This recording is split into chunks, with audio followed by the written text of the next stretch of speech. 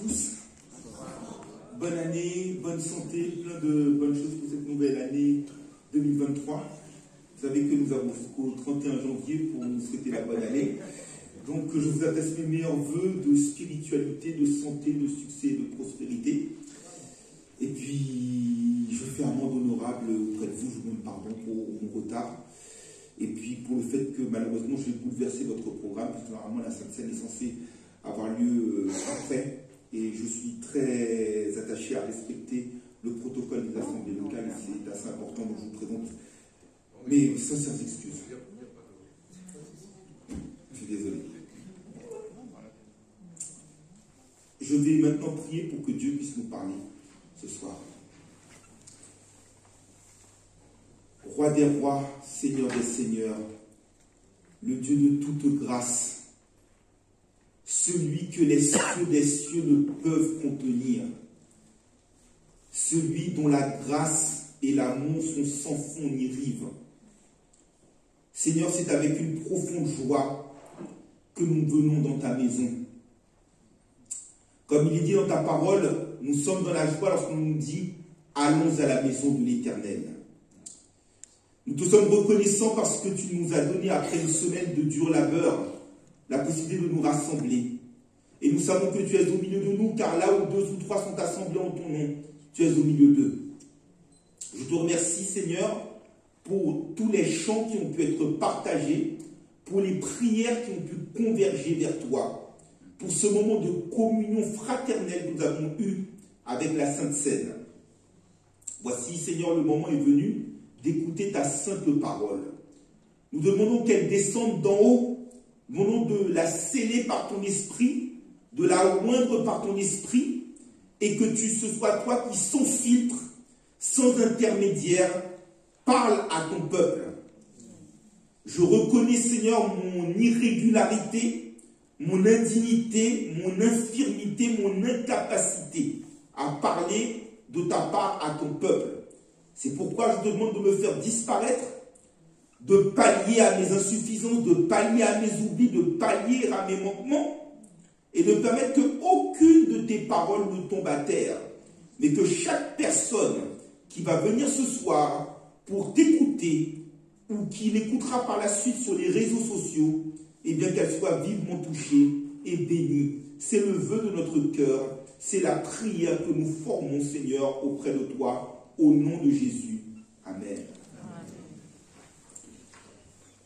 Que la miséricorde, la grâce et la paix vous soient multipliées par notre Dieu et notre Seigneur Jésus-Christ.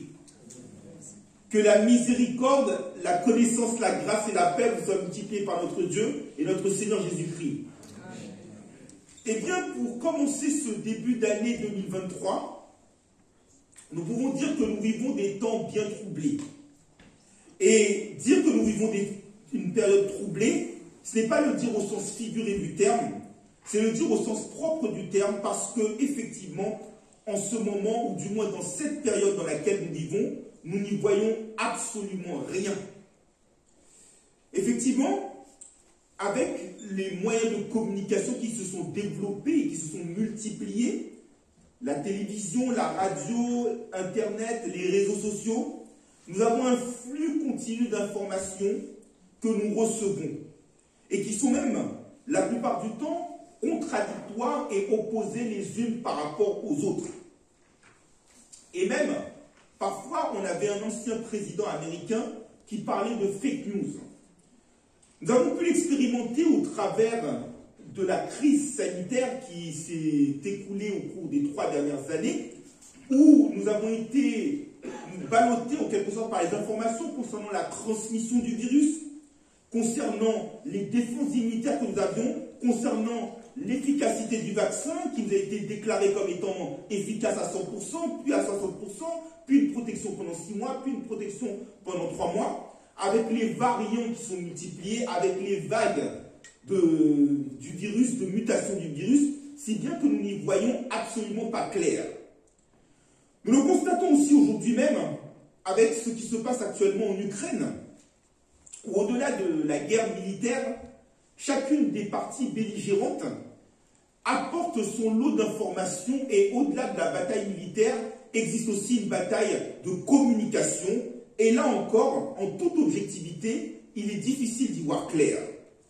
Et enfin, et nous allons l'expérimenter dans les prochains jours avec la réforme des retraites, là encore, le flot d'informations a circulé, changeant chaque jour. Dans un premier temps, c'est 65 ans, puis 64 ans, et puis maintenant, on nous dit un minimum garanti de 1 200 €. Dans un premier temps, nous avons compris que c'était le net, en fin de compte, c'est le brut.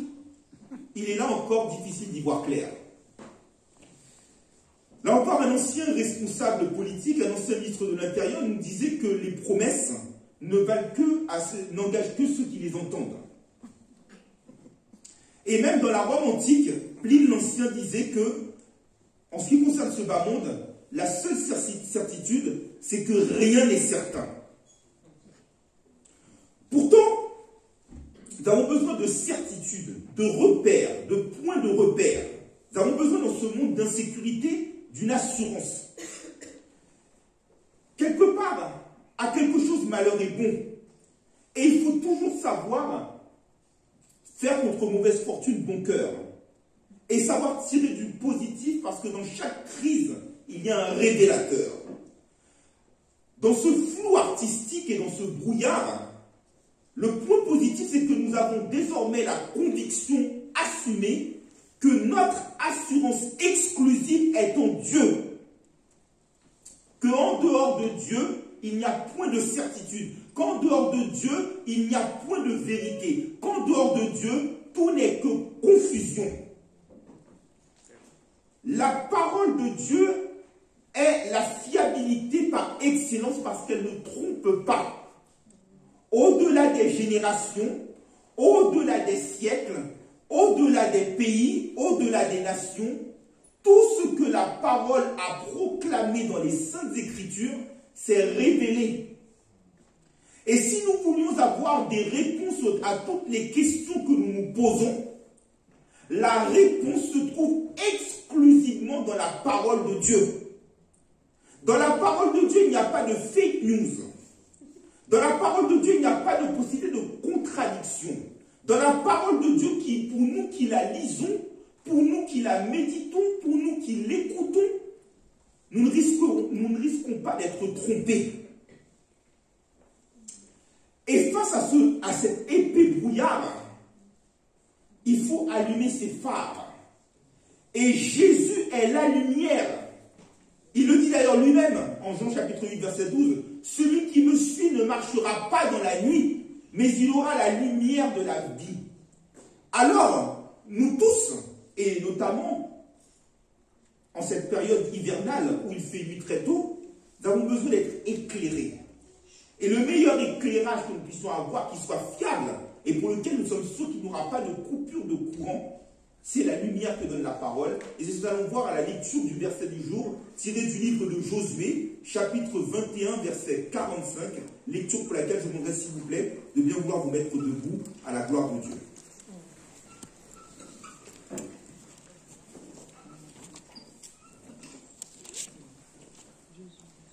La lecture du jour sera tirée du livre de Josué, chapitre 21, verset 45.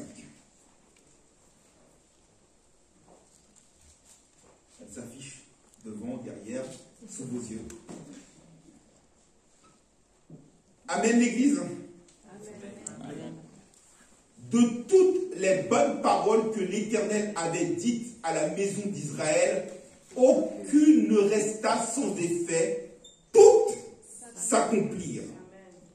Je répète encore une fois, de toutes les bonnes paroles que l'Éternel avait dites à la maison d'Israël, aucune ne resta sans effet, toutes s'accomplirent. Jusqu'ici la parole de Dieu, que le Seigneur donne bien cette portion d'écriture pour l'édification commune de nos âmes. Je vous remercie, vous pouvez vous asseoir.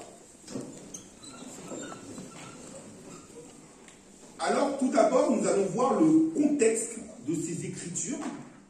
Et dans un second temps, nous allons voir l'infaillibilité de la parole de Dieu. Le livre du jour, le verset du jour est tiré du livre de Josué. Josué a été un compagnon de Moïse, le bras droit de Moïse, l'adjoint de Moïse. et il a eu une formation militaire. En Deutéronome chapitre 25, Moïse l'a installé. Mais Moïse ne l'a pas installé comme cela. Moïse a prié pour lui d'abord. Et Moïse a une révélation de Dieu le concernant, puisque l'Éternel est venu parler directement à Moïse pour lui dire que Josué était un homme dans lequel son esprit résidait. Et cela nous démontre, pour nous, que l'Église, lorsqu'elle procède à des ordinations, doit faire attention à ne pas imposer les mains avec précipitation, et que exercer un ministère dans le corps de Christ, et notamment un ministère pastoral, suppose de recevoir un appel de Dieu, suppose de recevoir une révélation de Dieu, et suppose de recevoir une confirmation de l'appel et de la révélation. Mais qu'on ne peut pas se permettre de placer quelqu'un à la tête du peuple de Dieu si cette personne-là n'a pas été choisie par Dieu, n'a pas été appelée par Dieu, n'a pas été formée par Dieu, n'a pas été modelée par Dieu. Et le double appel, c'est du fait que non seulement Dieu appelle son serviteur, mais qu'il donne une confirmation à un autre serviteur que cette personne-là est bien celle qu'il appelle à son service. J'en veux d'ailleurs pour preuve que l'apôtre Paul avait donné en 1 Timothée chapitre 5 verset 22 cet ordre à Timothée qui était jeune pasteur de l'église d'Éphèse en lui disant de ne pas imposer les mains avec précipitation. Et l'autre exemple que je peux vous donner, c'est que lorsque Samuel devait oindre un roi pour prendre la suite ou remplacer plutôt Saül, Samuel avait été voir les différents fils d'Isaïe. Il pensait que c'était celui-là, puis celui-là. Et l'Éternel lui a dit en 1 Samuel chapitre 16, verset 7, que Dieu ne regarde pas ce qui l'homme regarde à ce qui frappe aux yeux, mais l'Éternel regarde au cœur. Et finalement, c'est David qui a été oint pour pouvoir conduire son peuple. Et de la postérité de David, nous sommes arrivés jusqu'à Jésus-Christ. Et donc, Josué a été un homme qui a été appelé. Et j'ai envie de dire que Josué a été appelé dès avant sa naissance. Pourquoi dis-je cela? Le nom Josué signifie en hébreu Dieu sauve. Ou, merci beaucoup ma soeur, le salut vient de Dieu. Et le nom Josué signifie exactement la même chose que Jésus dans Yeshua, dans le Nouveau Testament. Puisque, comme il est dit en Matthieu 1, verset 21, Jésus est celui que Dieu a envoyé pour sauver le peuple de ses péchés. Et en Actes chapitre 4, verset 12, il nous est dit qu'il n'est aucun autre nom qui nous était donné sous les cieux par lequel nous devrions être sauvés. Et donc Josué va être celui qui sauve, va conduire le peuple vers la victoire, le peuple vers la terre promise, le peuple vers la conquête, le peuple vers l'expansion. Comme Jésus-Christ va nous amener à la victoire sur le péché et aussi à l'expansion. Puisqu'il nous dit, allez, faites de toutes les nations des disciples, les baptisons au nom du Père, du Fils et du Saint-Esprit. Et il dit également, vous recevrez une puissance, le Saint-Esprit descendant sur vous, acte 1er verset 8, et vous serez mes témoins à Jérusalem, dans la Samarie et la Judée, et jusqu'aux extrémités de la terre. Et en l'occurrence, le livre de Josué va être un encouragement qui va témoigner de combat, de bataille, de victoire, et il va surtout témoigner de la fidélité de Dieu, de la fidélité de Dieu qui commence dans sa parole pour ensuite se matérialiser dans nos vies. Parce que là, il nous dit qu'aucune, dans le verset du jour, aucune des paroles que Dieu n'a envoyées n'a été sans effet. Et je dirais que l'écriture sainte a un rôle instructif, mais également un rôle spirituel fortifiant, tonifiant. Je m'explique. L'apôtre Paul avait dit aux chrétiens de l'église de Corinthe, en 1 Corinthiens chapitre 10, verset 1er, que les Écritures, ce qui est arrivé dans les Écritures, est en fait compte sert d'exemple et pour nous instruire, nous qui sommes arrivés à la fin des siècles. Effectivement, ce qui se passe dans le livre de Josué est un exemple non pas de combat militaire, car aujourd'hui nous n'avons pas à combattre contre la chair et le sang. Nous avons à combattre contre les dominations, contre les autorités, contre les esprits méchants dans les lieux célestes en Jésus-Christ. Et quand on regarde la structure du livre de Josué, eh bien, elle nous amène à cela. En effet, le livre de Josué des chapitres 1er au chapitre 4 concerne l'entrée dans la terre promise. Ensuite, des chapitres 5 au chapitre 21, nous voyons le peuple, sous la conduite de Josué, mener tout un ensemble de combats. Et je me permets de vous préciser qu'au moment où Josué a pris la suite de Moïse, Josué avait 90 ans. Et quand Josué 24, verset 29, lorsqu'il est mort, il avait 110 ans. C'est-à-dire que, vous voyez, Dieu prend les choses faibles, parce qu'arriver à 90 ans, déjà de nos jours, malgré les progrès de la médecine qui étend l'espérance de vie, c'est un exploit. Mais à cet âge-là, nous n'avons pas toutes les facultés mentales, intellectuelles, physiques. Mais quand Dieu appelle, quand Dieu équipe, quand Dieu provisionne, quand Dieu donne la vision, il donne la provision. Donc nous sommes équipés pour faire son travail et il n'y a pas de problème d'articulation, il n'y a pas de problème de douleur, il n'y a pas de problème de vieillesse, parce que c'est Dieu qui agit en nous.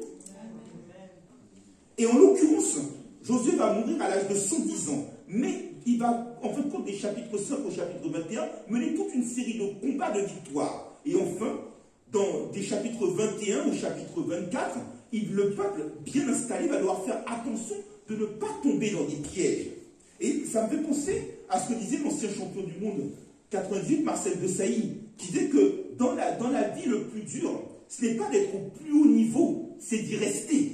Et d'ailleurs, vous remarquerez que notre Seigneur et Sauveur Jésus-Christ, par le biais de l'apôtre Paul, nous avait dit qu'il nous fallait prendre toutes les armes de Dieu, nous fortifier dans le Seigneur, prendre toutes les armes de Dieu afin de tenir bon dans le jour mauvais après avoir tout surmonté.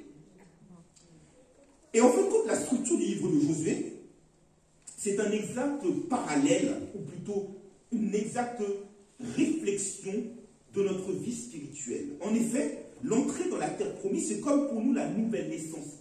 Être baptisé d'eau, être né d'eau et d'esprit.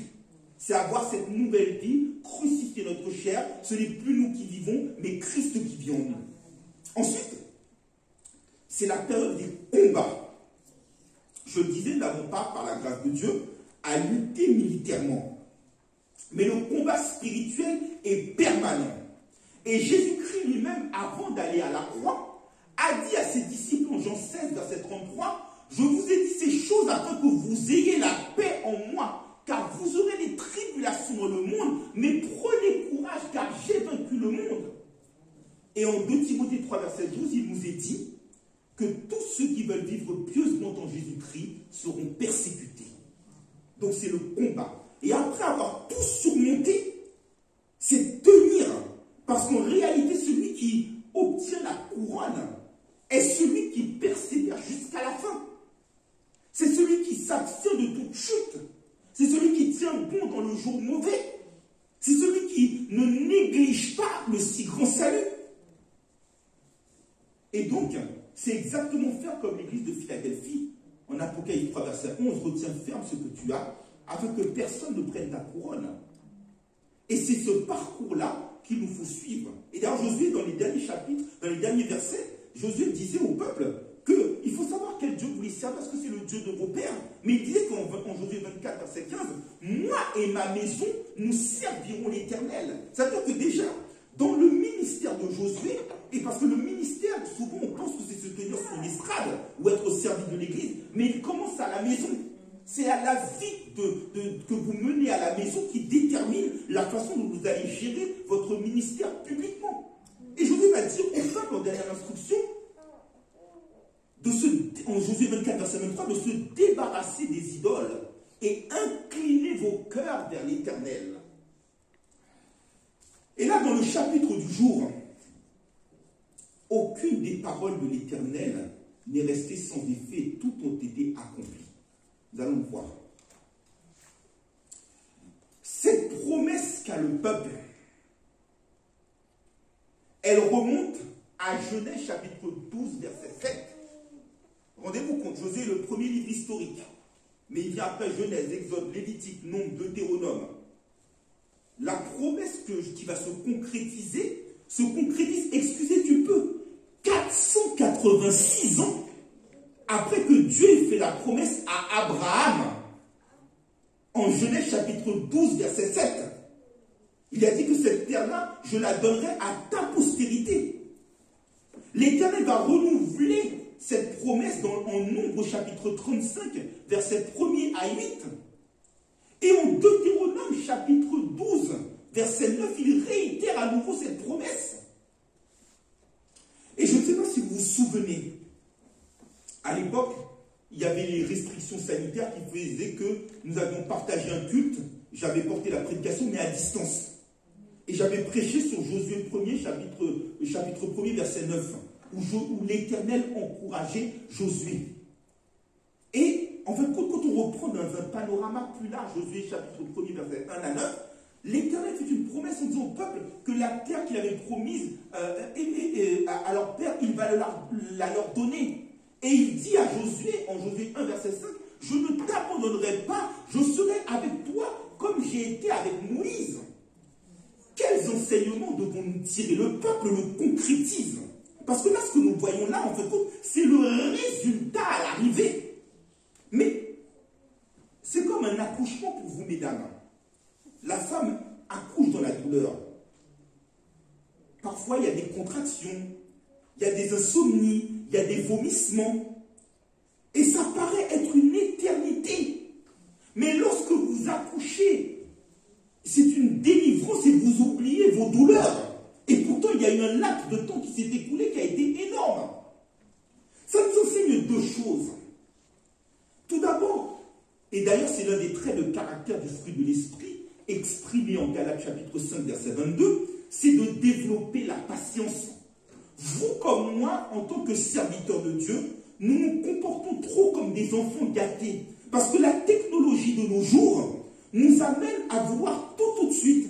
Fast-food, micro-ondes à la maison, les emails, les SMS, même les banques en ligne où on peut faire des virements instantanés, on transfère une certaine somme et dans la seconde après, le bénéficiaire l'a sur son compte. Mais cette technologie-là, si sur le plan économique elle a des avantages, sur le plan spirituel, elle présente un handicap majeur. Parce que nous désirons avoir tout de suite, maintenant. Nous devenons aigris et impatients. Et pourtant, le peuple a dû attendre, excusez du peu, 486 ans, soit quasiment 5 siècles, pour voir la promesse s'accomplir. Apprenons à développer la patience. Apprenons à comprendre que Dieu fait les choses belles en son temps, qu'il n'y a rien à ajouter ni à retirer. Apprenons à comprendre que parfois, Dieu ne veut pas nous donner de bénédictions immédiatement parce qu'il estime que nous ne sommes pas prêts pour les gérer.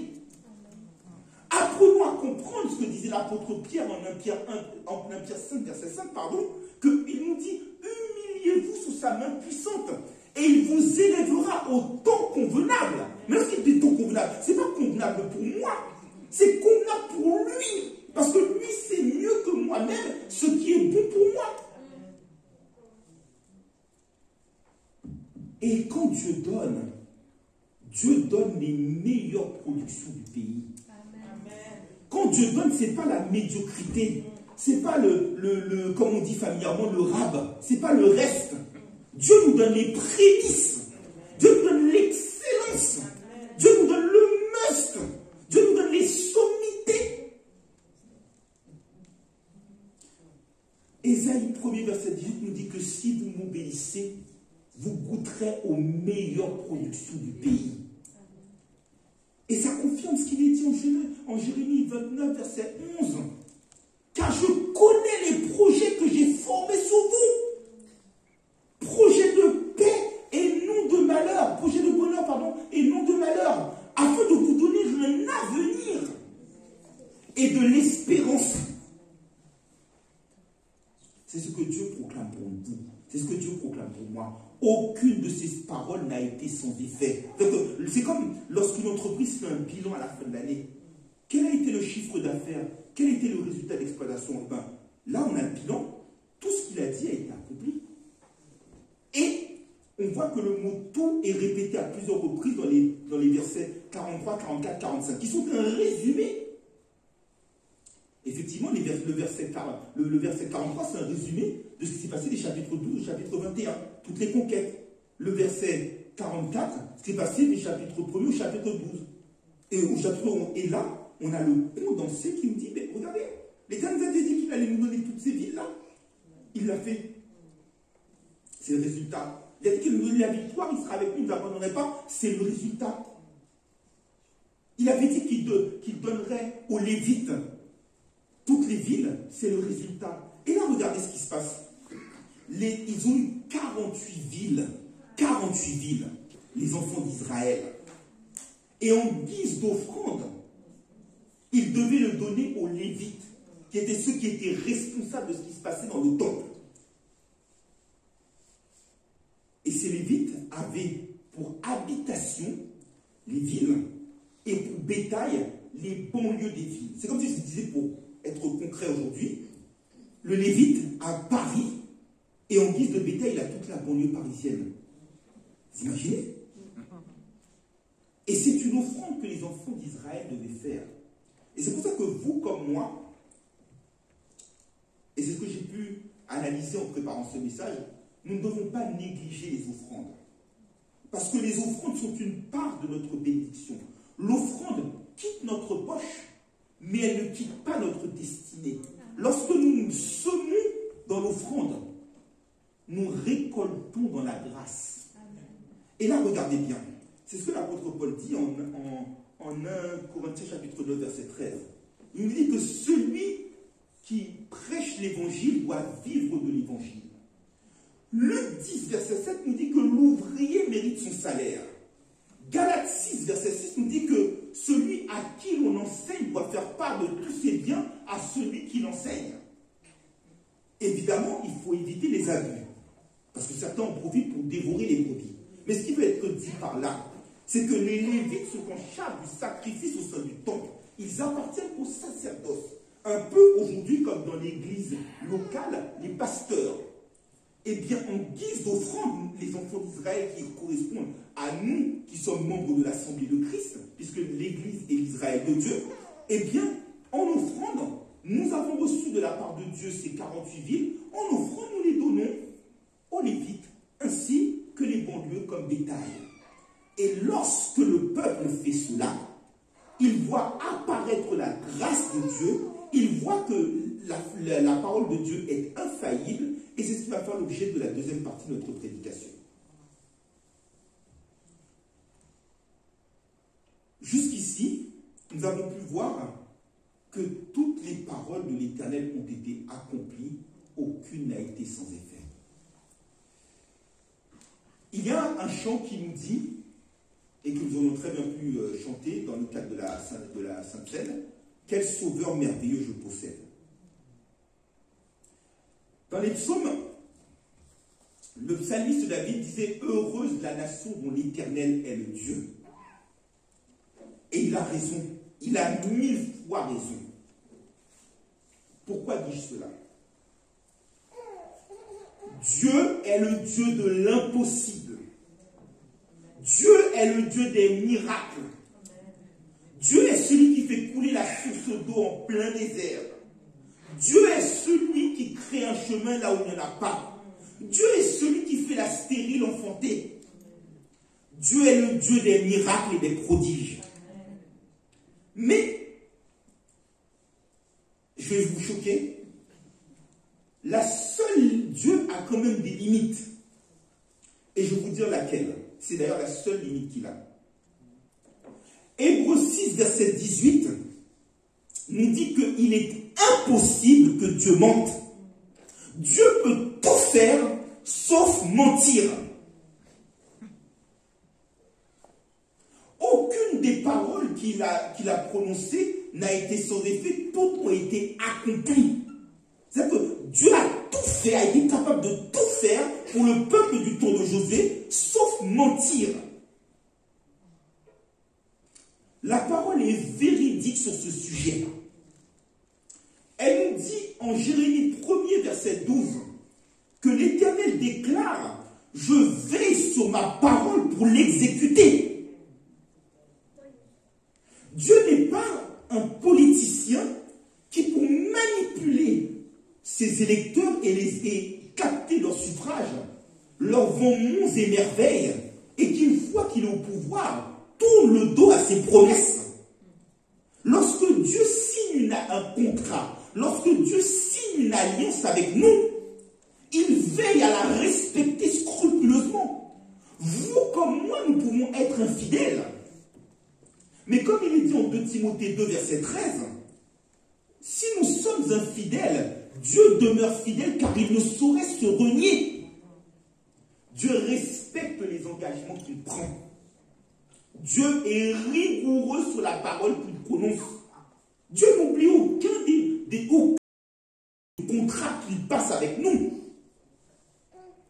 Et Dieu n'est pas dans la rétractation.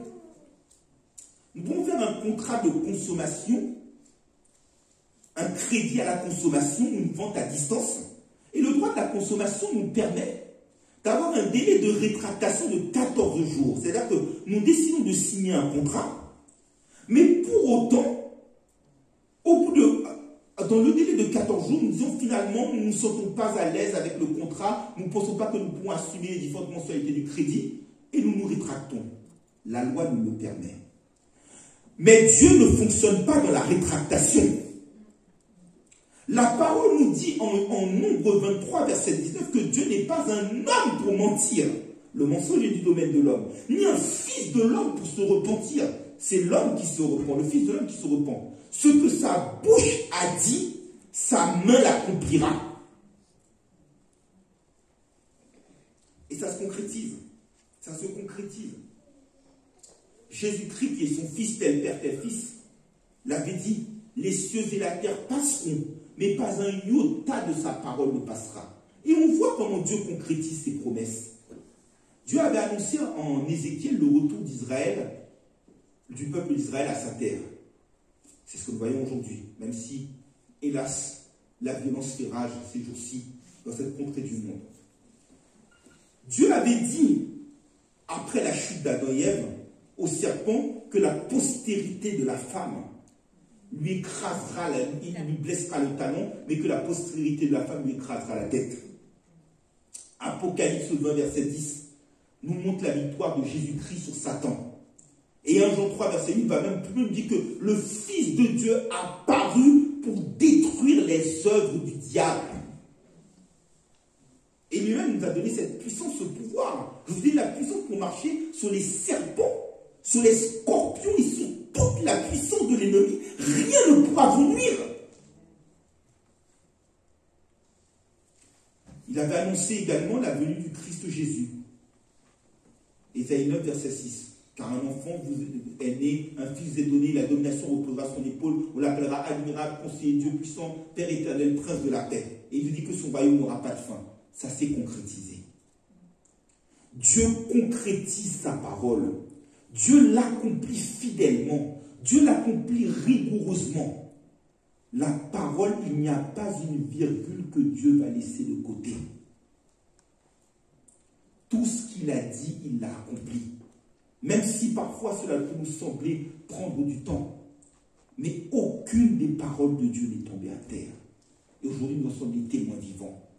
Mais c'est vrai que, parfois, vous comme moi, lorsque nous traversons des difficultés, puisque nous savons que nous sommes appelés à faire face à des tribulations, nous disons, mais comment se fait-il que Dieu dit telle chose dans sa parole, mais que celle-ci ne s'accomplit pas exclusivement et effectivement dans ma vie? Je vais expliquer pourquoi. Dans l'opération de la bénédiction, Dieu a son travail à faire. Mais à côté du travail de Dieu, nous avons un travail à faire. Nous sommes les artisans de notre bénédiction. Nous sommes les coproducteurs de notre bénédiction. Et que Dieu peut très bien faire un certain nombre de choses, mais nous avons aussi notre part à faire.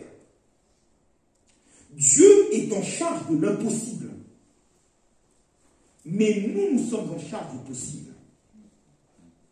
C'est comme lorsque, par exemple, vous allez voir votre médecin ou que vous faites une opération à l'hôpital.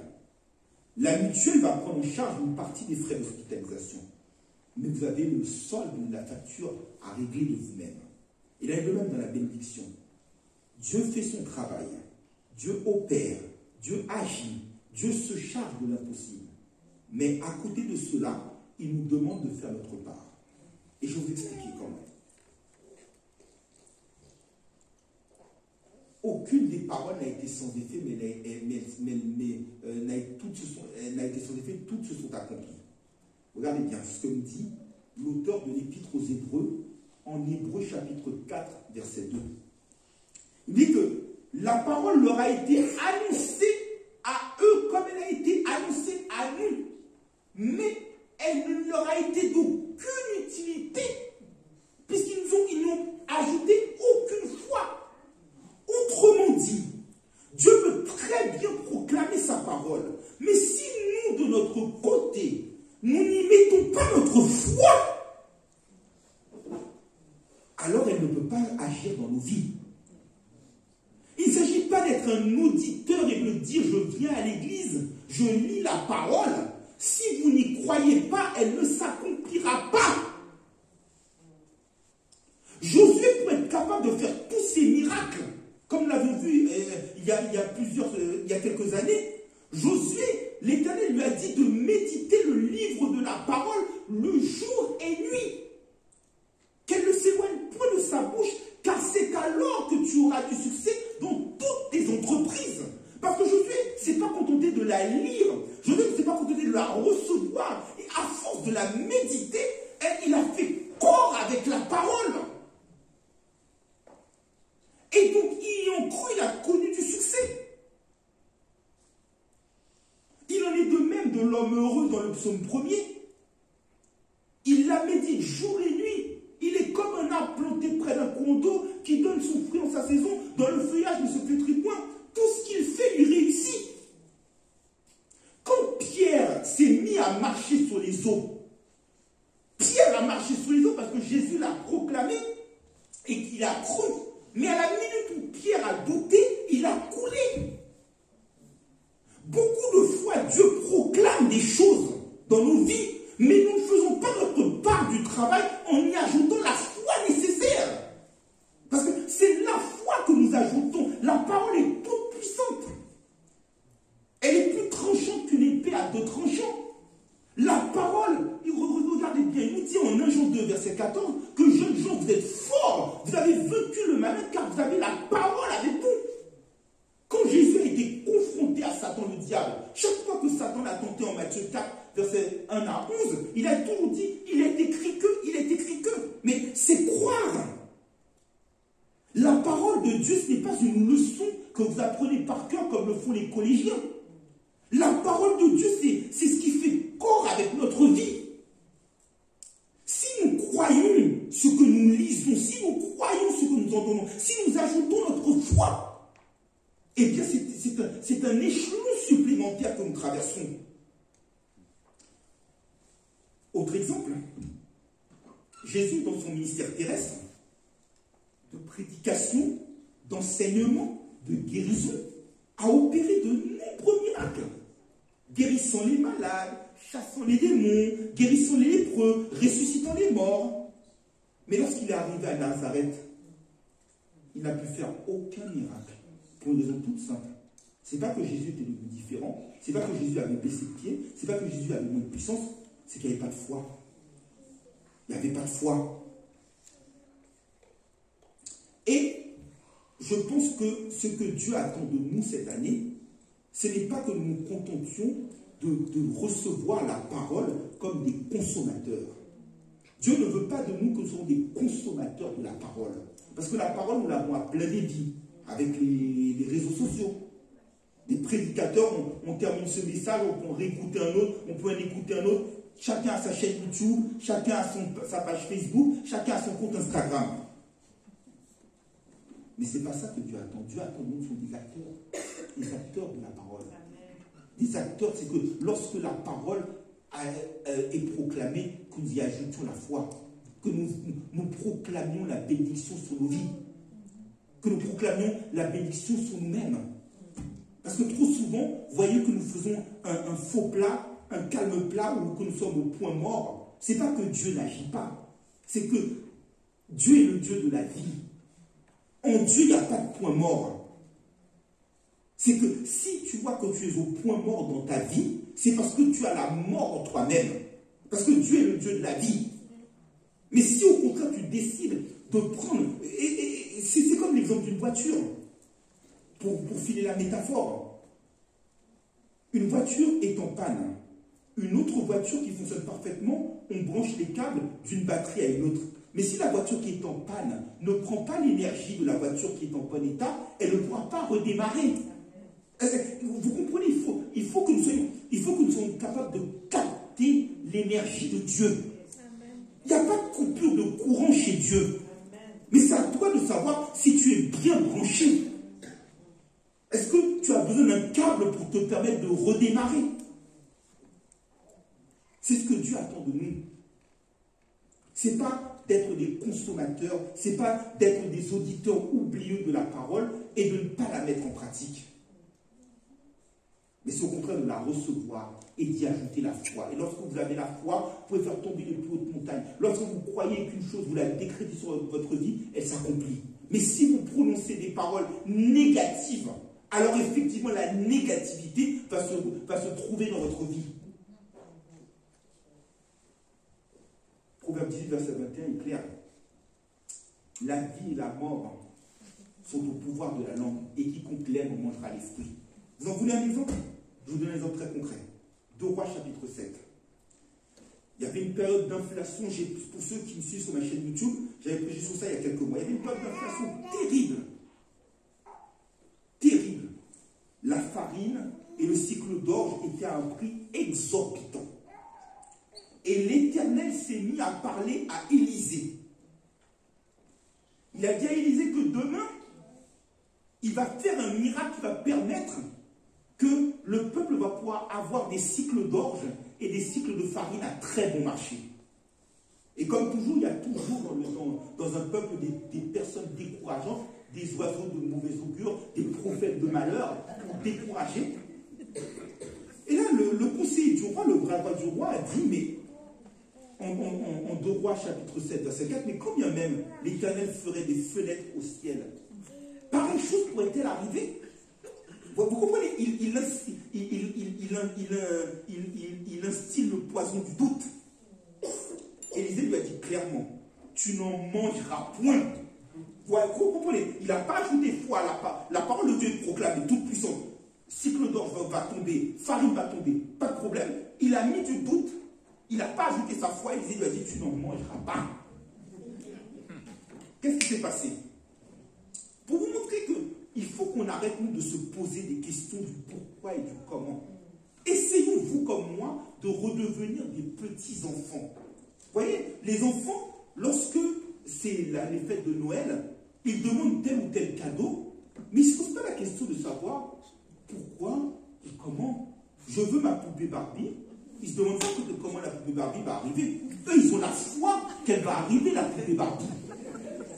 Mais nous, on n'a pas à se poser des questions de savoir, ils ne se posent pas la question du pourquoi et du comment. Et nous, c'est pareil. Jésus l'avait dit en Matthieu 18, verset 2, si vous vous convertissez, que vous devenez des petits-enfants, vous ne pouvez entrer dans le royaume des cieux. Et que quiconque est semblable à un enfant, c'est lui qui rentre dans le royaume des cieux. Et quand on parle de rentrer dans le royaume des cieux, c'est vrai, c'est aller au ciel après notre mort physique. Mais le royaume des cieux, il commence dès maintenant.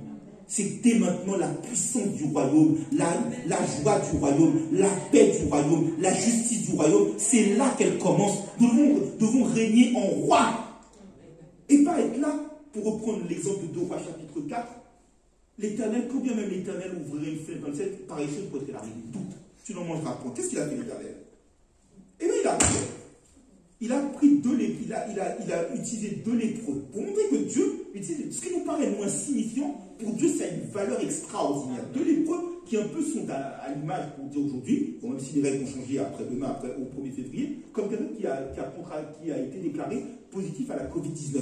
Ben, ils sont isolés du peuple. On les met à part, en quarantaine. Eh bien, l'Éternel a provoqué chez le roi de Syrie un grand bruit.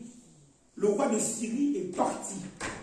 Les lépreux sont rentrés, ils ont trouvé tout gratuit. Et ils se sont dit, mais si on voit ça, qu'on en mange dans leur fond intérieur, il faut qu'on aille prévenir les autres. Ils ont été prévenir les autres, et ils sont venus, le roi, Élisée et compagnie, et l'officier qui avait douté de la parole, il a été écrasé et il est mort. C'est pour dire que tu comprends, si tu es dans l'incrédulité, tu questionnes Dieu, tu vas le payer. Tu vas le payer. Et pour cette année, soyons des gens de foi, soyons des gens branchés sur le positif. Tu penses positif, tu vas récolter le positif. Tu sais positif, tu vas récolter le positif. Mais si tu es dans la négativité, dans l'incrédulité, tu vas voir, tu vas lire la parole, tu vas lire Deutéronome 28 qui va dire, ouais, nous serons la tête, toujours en haut, jamais en bas, mais tu ne vas pas l'expérimenter dans ta vie.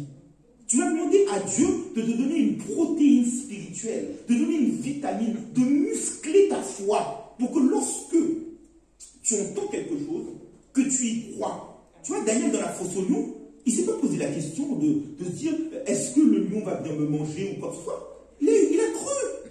Et le miracle, il n'a pas été déchiqueté. Pour reprendre ce que disait, c'est pas moi qui le dis, mais Hébreux 11:33, il a, pardonnez-moi l'expression, fermé la gueule des lions. Vous aussi, vous pouvez réduire vos ennemis au silence. Mais c'est ta foi que tu dois mettre en action.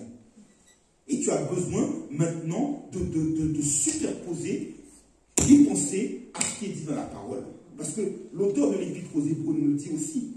Il nous dit en Hébreux 3, verset 9, que nous devons éviter d'avoir un cœur mauvais et incrédule. Et que justement, ceux qui ont été incrédules, ils ne sont pas rentrés dans le repos de Dieu.